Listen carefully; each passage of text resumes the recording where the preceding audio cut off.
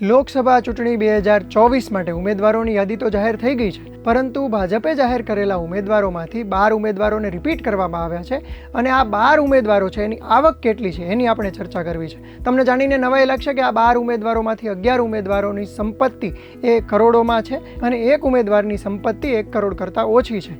તો આ 12 ઉમેદવારોની સંપત્તિ કેટલી છે એ આપણે વિડીયોમાં જાણીશું.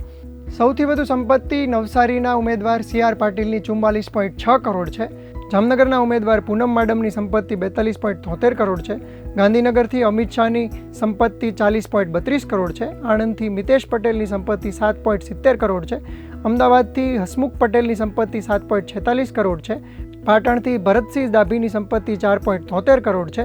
કચ્છથી વિનોદ ચાવડાની 3.35 કરોડ, બારડોલીથી પ્રભુ વસાવાની 2.83 કરોડ, દાહોદથી જસવંતસિંહ ભાભોરની 2.70 કરોડ, ખેડાથી દેવુસિંહ ચૌહાણની 1.30 કરોડ, જૂનાગઢથી રાજેશ ચુડાસમાની 1.08 કરોડ અને જેમની સૌથી ઓછી સંપત્તિ છે આ 12 ઉમેદવારોમાં એ ભરૂચથી મનસુખ વસાવાની 0.68 કરોડ છે. ઉમેદવારોની સંપત્તિના આંકડા એસોસિએશન ફોર ડેમોક્રેટિક રિફોર્મ્સ અનુસાર 2019માં એમણે કરાવેલા એફિડેવિટના આધારે છે. હવે જોવાનું એ રહેશે કે એ લોકો જ્યારે ફરીથી નામાંકન કરાવે છે ત્યારે એમાંથી કોની સંપત્તિ વધી હશે. તમને શું લાગે છે, કયા ઉમેદવારોની સંપત્તિ વધી હશે અને કયા ઉમેદવારોની સંપત્તિ ઘટી હશે? કોમેન્ટ કરીને જણાવો.